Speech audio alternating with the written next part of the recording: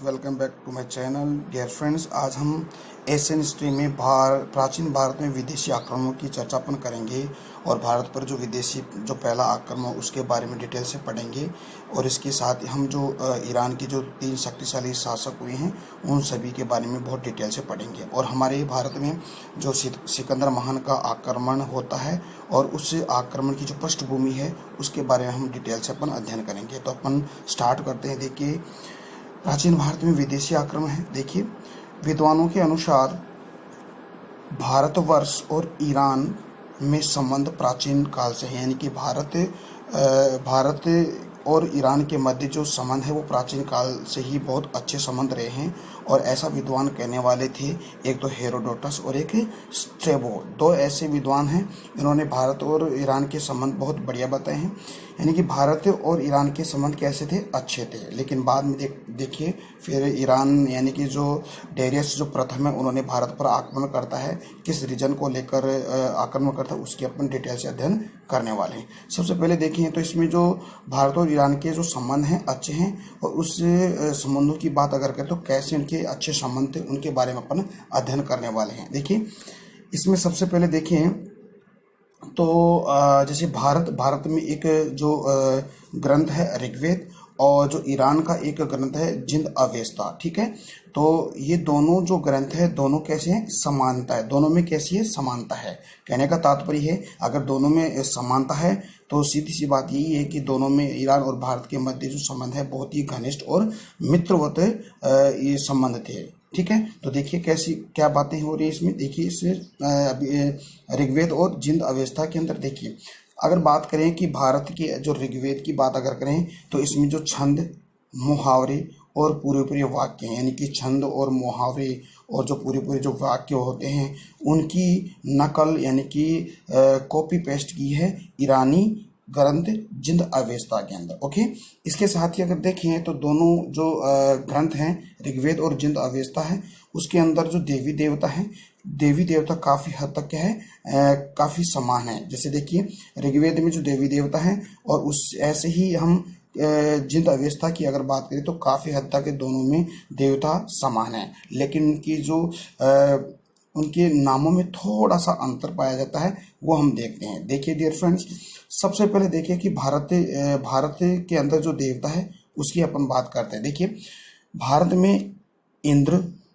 वायु, मित्र, नास्ते, वृत्रघ्न और यम। ओके, ऐसे ही ईरान के ग्रंथों को देखिए ईरान के देवताओं की बात अगर करें तो ईरान में भी इंद्र को इंद्र कहा गया है, वायु को वायु कहा गया है। लेकिन ध्यान दीजिए यहाँ पर जो मित्र है उसको मित्र कहा गया है, यानी कि क्या कहा गया है, मित्र। इसके अलावा नाथ से भारतीय देवता को कहा गया है ईरान के अंदर नाओन हेत्य, क्या, नाओन हेत्य। ऐसे ही अगर वृत्रघ्न की देखें तो ईरानी ग्रंथों में जो देवता है उसको बोला जाता है वेरेथ्रहग्न, क्या कहा गया है, वेरेथ्रघ्न कहा गया है। ऐसे ही यम देवता को भारत में यम कहा गया और ईरान में कहा गया यीमा कहा गया। तो ऐसे ही कहने का मतलब ये है कि काफ़ी समानता होने के साथ साथ इसको हम यह अनुमान लगा सकते हैं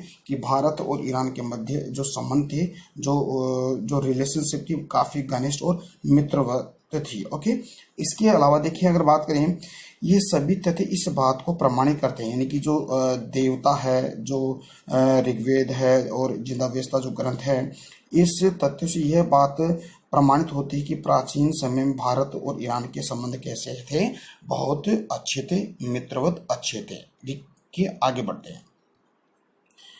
इसके बाद अगर देखें तो एक अभिलेख था, बहुत पुराना है, 1400 BC यानी बिफोर क्राइस्ट का है, भोगज कोहे का जो अभिलेख है। देखिए इसमें क्या क्या बातें कही गई। देखिए इस अभिलेख में देवताओं के नामों का उल्लेख मिलता है। जो अभी आपने पीछे जो ईरानी जो देवता है, जो भारतीय देवता है, ठीक है, उनकी देवताओं का जो उल्लेख है वो ईरान के अंदर एक अभिलेख मिला है, यानी शिलालेख मिला है, बोगज कोहे का शिलालेख जो 1400 BC का है। इस अभिलेख में देवताओं के नामों का क्या मिला है, उल्लेख मिला है। इससे अलावा और इसमें क्या बात कही गई है, जो ईरानी जो शय आप श बोलते हो, ईरानी श शब्द का उच्चारण कम करते थे, लेकिन श के स्थान पर उसका उच्चारण कैसे करते थे? है करते थे।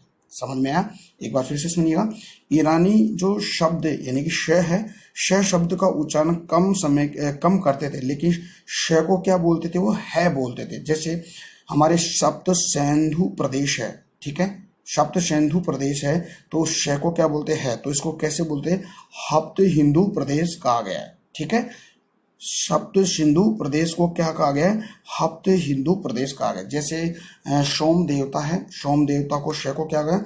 है, तो होम देवता कहा गया, ठीक है। है को क्या, श को क्या बोला गया? है। तो ऐसे ही क्या बोला जाता? श को है बोला जाता था। ऐसे बात करते हैं आगे।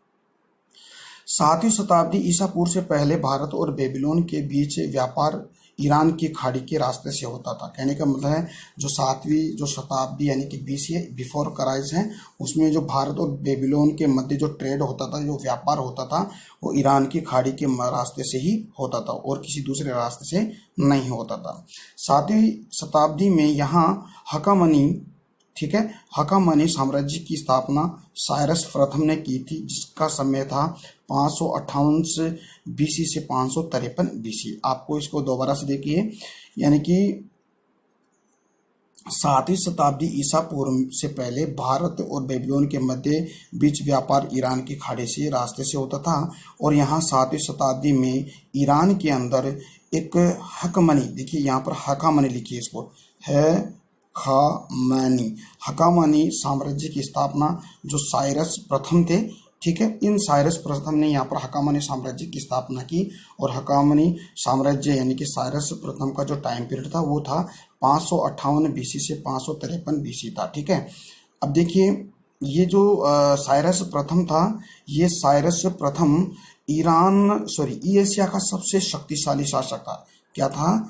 एशिया का सबसे शक्तिशाली शासक था साइरस प्रथम। तो कहाँ का था? ईरान का। देखिए इसने ईरान पर 5 वर्ष तक शासन किया। इसने इसके विजय किस किस पर इसने प्राप्त की? देखिए एक तो बैक्टीरिया पर उसने विजय प्राप्त की, ठीक है, एक मीडिया पर, एक बेबीलोनिया पर, एक असीरिया पर, ठीक है। तो कहने का मतलब इतने पावरफुल कंट्री यानी इतने साम्राज्य उसने जीता है, तो सीधी सी बात है कि एशिया का सबसे शक्तिशाली शासक ही था, ठीक है। इसके साथ ही क्या है कि साइरस प्रथम मकरान को जेड्रोसिया भी कहा गया है, ठीक है। मकरान यानी जेड्रोसिया होते हुए भारत पर विजय प्राप्त करना चाहता था, यानी कि साइरस प्रथम भारत पर आक्रमण करना चाहता था। और किस रास्ते से? मकरान जेड्रोसिया के रास्ते से आक्रमण करना चाहता था। तो सीधी सी बात है वो क्या हुआ? असफल हुआ। आपको पता है कि एक एशिया का सर्वशक्तिशाली शासक अगर भारत पर आक्रमण कर रहा है और भारत के ही शासक से वो पराजित हो जाता है, तो आप अनुमान लगा सकते हो कि भारत का शासक कितना पावरफुल शासक था, ठीक है। तो डियर फ्रेंड्स, जो साइरस प्रथम और भारत के शासक के मध्य जो युद्ध हुआ है, उसमें भारत के शासक का कोई उल्लेख नहीं, यानी कि नाम का कोई उल्लेख नहीं, यानी किसी भी किताब में उस शासक का नाम नहीं है, लेकिन कहा जाता है कि वो बहुत ही पावरफुल शासक यानी राजा था। डियर फ्रेंड्स, आगे बढ़ते हैं। स्ट्रेबो कहता है, यानी कि इतिहासकार कहता है, स्ट्रेबो कहता है कि साइरस प्रथम को भारत पर आक्रमण करने का विचार छोड़ दिया। यानी कि कहने का मतलब ये है कि भारत का इतना पावरफुल राजा था जो उस साइरस प्रथम के मानस को ही चेंज कर दिया। कहने का मतलब है कि भारत पर आक्रमण करने की जो उसकी थिंकिंग थी, सोच थी, उसको उसने बदल दिया। और कहा जाता है कि जब उसके साथ युद्ध होता है तो केवल साइरस के 6 ही सैनिक बचे थे और एक खुद स्वयं, यानी कि 7 व्यक्तियों को लेकर वह बचकर भारत से भाग गया। ओके, ऐसी बातें हमारे इतिहास में ऐसा लिखा गया है। तो देखिए डियर फ्रेंड्स, हमारे भारत कितने शूरवीरों का देश है, ठीक है। आगे बढ़ते हैं। हालांकि वह काबुल घाटी तक के क्षेत्रों को जीत लेता, लेकिन बात यह है कि जो साइरस प्रथम था वह काबुल यानी कि वर्तमान में कहाँ है? यानी कि अफगानिस्तान में। कहाँ है? अफगानिस्तान में काबुल। तो काबुल तक तो वो भारत को जीत लिया था, ठीक है। आगे बढ़ते हैं। इसके पश्चात अगर देखें हम साइरस प्रथम है, देखिए ये भारत पर आता है। देखिए यानी कि भारत पर आक्रमण करता है साइरस प्रथम, यानी कि पहला ऐसा व्यक्ति था जिसने भारत पर आक्रमण किया। इतिहास में पहला व्यक्ति था जो भारत पर प्रथम व्यक्ति जिसने पहली बार आक्रमण किया, लेकिन ये क्या होता है, असफल हो जाता है, सीधी सी बात है।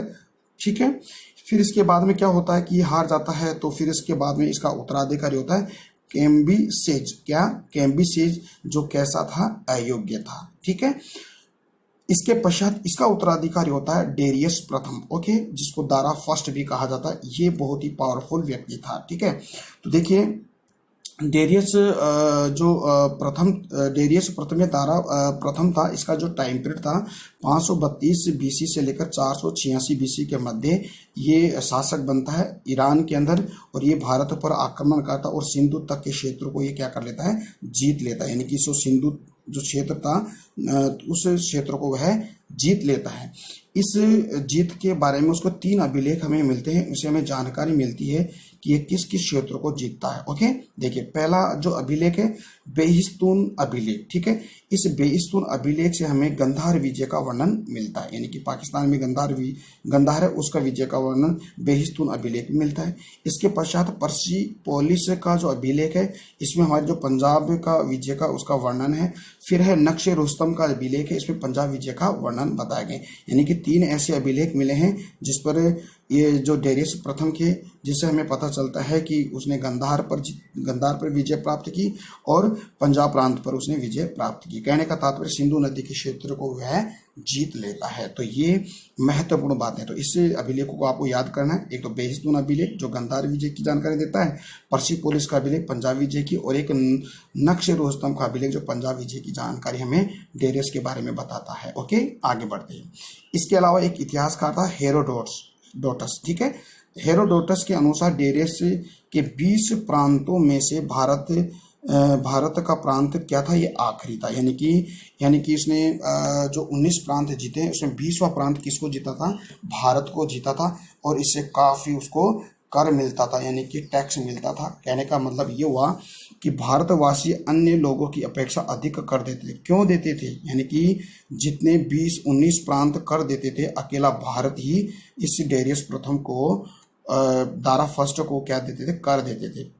इसी कारण जो डेरियस जो प्रथम था उसकी नज़र भारत पे थी। देखिए अब करों की तुलना अगर करें अन्य प्रांतों 19 प्रांतों की, जैसे देखिए भारतवासियों द्वारा कर यानी कि 250 मन सोना, यानी कि 10 लाख पाउंड, यानी 250 मन, आप देख लीजिए कितना, यानी कि एक मन के अंदर कितना होता है, 40 केजी होता है। तो आप देख लीजिए 40 केजी को 250 से आप गुना करोगे तो कितना सोना हो जाएगा। अगर आज उस समय इस सोने की कीमत 10 लाख पाउंड थी। ठीक है, और आज अगर देखें तो आप काउंट नहीं कर सकते। ओके, आगे बढ़ते हैं। तो इतना क्या देते थे भारतवासी डेरियस यानी दारा फर्स्ट को कर देते थे। यही बात डेरियस को भारत की तरफ क्या करते थी, आकर्षित करती थी। डियर फ्रेंड्स, समझ में आया?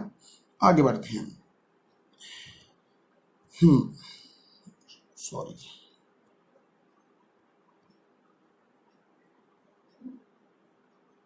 Yes, okay. डेरियस प्रथम भारत में आता है और भारतीयों को अपनी सेना में भर्ती करता है। यानी कि डेरियस प्रथम भारत में आता है और भारतीय लोगों को क्या करता है, सेना में भर्ती करता है। क्यों करता है कि भारतीय लोगों के साथ ही वो यूनान को जीतना चाहता था। और आपको पता है यूनान का शासक एक बहुत ही महान शक्तिशाली पावरफुल व्यक्ति था। उसका नाम है मकदूनियाई शासक सिकंदर महान। ओके, डेरियस प्रथम तक भारत में और ईरान के परस्पर संबंध अच्छे थे। यानी कि डेरियस भारत और ईरान के, जब डेरियस था उस समय भारत और ईरान के संबंध बहुत बढ़िया थे। लेकिन इसके ये जो संबंध थे उनके प्रमाण कैसे मिलते हैं, यानी कि संबंध कैसे बताते हैं, इन संबंधों की जानकारी हमें कहाँ कहाँ से मिलती है, इसके प्रमाणों की हम क्या करते हैं, जांच करते हैं, यानी कि पढ़ते हैं उसको। देखिए फर्स्ट है ईरानी सिक्के भारतीय प्रांत में भी चलते थे। यानी कि ईरानी के सिक्के भारतीय प्रांत में भी चलते थे। इसका मतलब ये हुआ कि भारत और ईरान के संबंध बहुत अच्छे थे। यानी कि ट्रेड यानी कि व्यापार किया जाता था। ओके, जैसे सोने और चांदी के सिक्के चलते थे। सोने के सिक्कों को डारिक कहा गया और चांदी के सिक्कों को सिगलोइन यानी कि सेकल्स कहा गया। ठीक है, तो आपको क्वेश्चन यहाँ पे बनता बहुत इंपॉर्टेंट है। भारत में प्रथम सोने का सिक्का किसने चलाया था? प्रथम डेरियस प्रथम के द्वारा चलाया गया था। हाँ, इसके अलावा आपको पता है कि विम कड़फिसस ने भी भारत पर प्रथम सोने के सिक्के चलाए हैं। तो अगर दोनों विम कड़फिसस या डेरियस प्रथम आता है तो आपको डियर फ्रेंड टिक किसको लगाना? सबसे पहले आपको डेरियस प्रथम या दारा फर्स्ट को लगाना है। ठीक है, आगे बढ़ते हैं। इसके बाद में दूसरा प्रमाण मिलता है, उत्तर पश्चिमी सीमा पर ईरानियों ने खरोष्टी लिपि का प्रचलन किया। आपको पता है कि भारत में जो अशोक के जो भी अभिलेख हैं वो खरोष्टी लिपि के अंदर ही हमें मिले हैं, यानी कि ईरानी लिपि अरेमाइक लिपि की भी चलाई है। ठीक है, जैसे आपको पता है कि जैसे हमारा ये इंडिया है और ये जो अफगानिस्तान वाला क्षेत्र पाकिस्तान से, यहाँ पर अरेमाइक और कहने का मतलब खरोष्टी लिपि हमें मिलती है। ठीक है, आगे बात करते हैं। अशोक के स्तंभों में घंटी की आकृति के फलक, यानी कि आपको अशोक के जो स्तंभ यानी कि वृहद स्तंभ और लघु स्तंभ आपको मिले हैं, तो उसमें जो घंटी की आकृति, जैसे ये घंटी की आकृति ऐसे मिली है अशोक के स्तंभों में, तो वहाँ पर अशोक के अभिलेखों में घंटी की आकृति यानी कि फलक और शेर बेल वाले स्तंभ शीर्ष मिले हैं, यानी कि जो स्तंभ है उसके ऊपर बेल की आकृति और शेर की आकृति मिली है। वो कहाँ से मिली आपके? यानी कि ईरानी मूल की है। ओके, यहाँ तक कि अशोक के आदर्शों की शैली भी हमें ईरान से मिली, यानी कि अशोक ने स्तंभ लेख और शिलालेखों पर जो लोगों में जो समाचार या बात पहुंचाई, वो आदर्श जो वाक्य थे वो आदर्शों की जो शैली थी वो ईरान से ही मिली है। ओके, आगे बढ़ते हैं। भारतीय दार्शनिकों का ईरानी दार्शनिकों का अच्छा व्यवहार था, यानी कि जो फिलोसोफर थे उनका जो संबंध था बहुत ही बढ़िया संबंध था। चंद्रगुप्त मौर्य के राज्य में मंत्री परिषद में पवित्र अग्नि रखी जाती थी, यानी कि ये पवित्र, यानी कि जब मंत्री परिषद बैठती थी तब जब चंद्रगुप्त मौर्य न्याय करता था तो अग्नि को रख कर, अग्नि को साक्षात मानकर वो क्या करता था? निर्णय देता था। ठीक है, तो कहने में ये प्रथा कहाँ से प्रचलित थी? ये ईरान से प्रचलित थी। ओके, आगे बढ़ते हैं। तो डियर फ्रेंड्स, इसमें अगला टॉपिक है राजाओं के बाल धोने के उत्सव मनाया जाता है, यानी कि ईरान के अंदर क्या था कि राजा के जब सिर के बालों को धोया जाता था तब एक उत्सव के रूप में मनाया जाता, और वो कब मनाया जाता था? जब जो राजा था उसका जन्मदिन के अवसर ये मनाया जाता था। ओके, अगली बात है ईरानी स्त्रियों की भारतीय शासक अंगरक्षिका नियुक्ति। आपको पता है कि ईरान के अंदर भी जो राजा हुआ था उसकी अंगरक्षक बनती थी कौन? ये महिला।